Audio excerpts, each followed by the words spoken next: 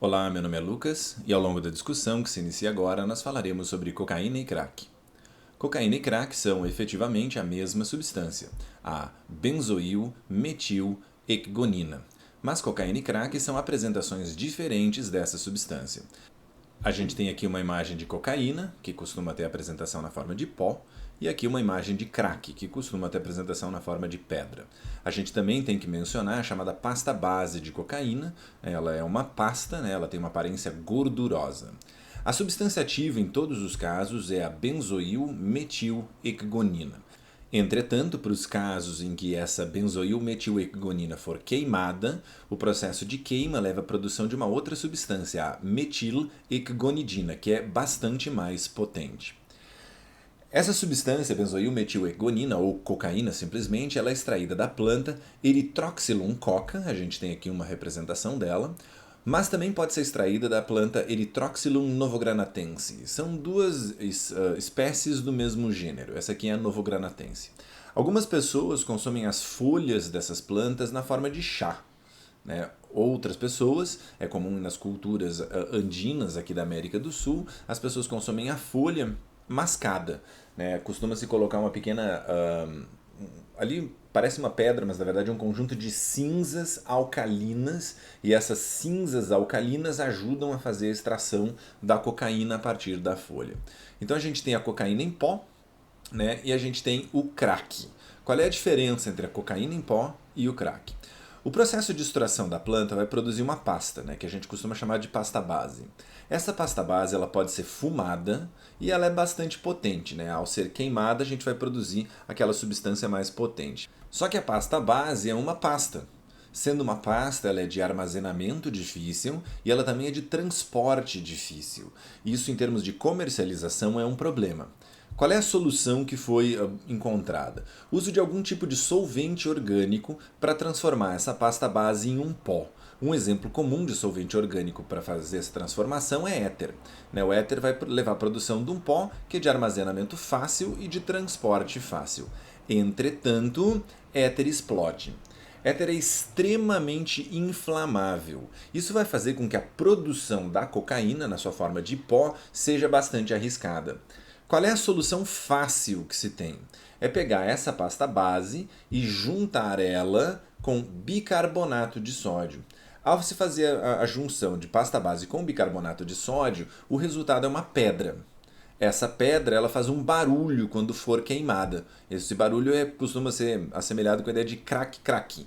Então, a queima da pedra leva a um barulho e daí isso dá o apelido para a droga que é crack.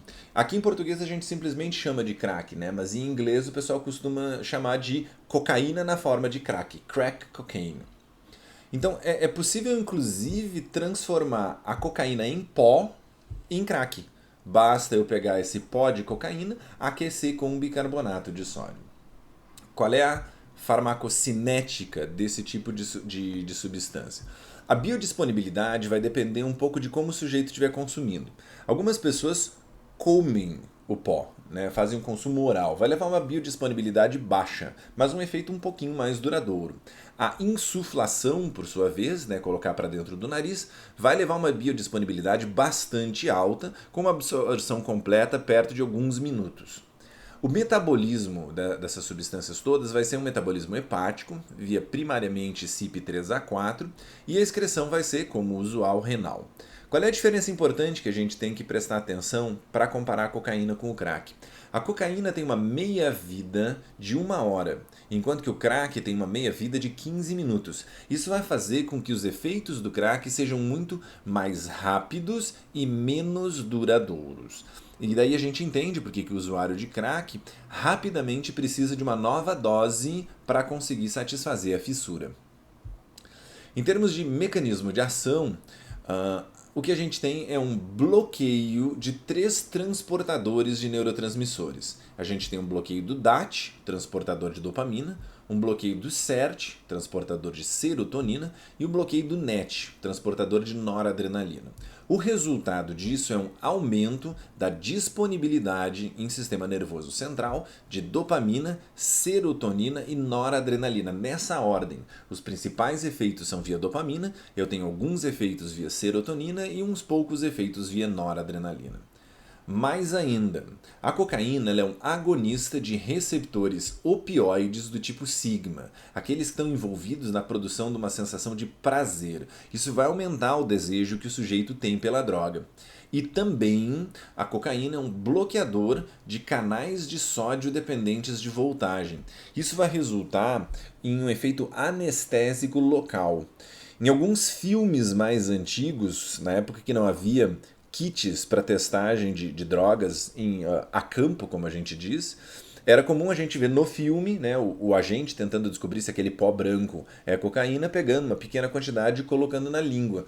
Então observa-se um efeito anestésico rapidamente com a exposição ao pó de cocaína. Hoje se sabe que isso não é nem muito seguro de se fazer, porque vai que aquela substância não é cocaína e é alguma coisa extremamente tóxica, né? Então hoje se tem uma série de kits para fazer a testagem a campo que o sujeito não precisa colocar na língua. Os efeitos comportamentais vão ser primariamente um efeito estimulante, que vai levar ao que a gente costuma chamar de logorreia. Né? Logorreia pode ser um excesso de ideias, mas que frequentemente se manifesta como um excesso de fala, de verbalização. O sujeito tem uma sensação também de bem-estar, é comum ter um aumento de desejo sexual, mas vai ter alguns efeitos periféricos, como aumento de frequência cardíaca e aumento de pressão arterial. É importante a gente lembrar que, como muitas dessas drogas que levam a aumentos de dopamina e serotonina, a gente costuma ter uma depressão de rebote um certo tempo depois. Então, o sujeito, sob efeito da cocaína, ele ficou extremamente agitado, excitado, mas ele fica para baixo depois que o efeito da droga passa. Uma situação especial que a gente tem que mencionar também é a chamada psicose cocaínica. Qualquer droga que leve a um aumento na produção de dopamina, especialmente se for um aumento importante, pode fazer com que o sujeito tenha um surto psicótico, incluindo alguns delírios, um pouco mais comum, e alucinações, um tanto menos comum.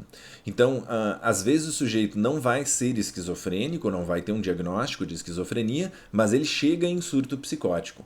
A grande diferença, nesse caso de um surto psicótico do indivíduo que é esquizofrênico e o surto psicótico do sujeito que está sob efeito de cocaína, é que assim que passar o efeito da cocaína, o sujeito vai sair desse surto psicótico, enquanto que o esquizofrênico vai ter um surto bem mais duradouro.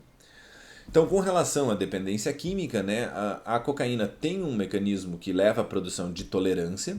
O indivíduo manifesta síndrome de abstinência se ele ficar sem a droga por um certo tempo.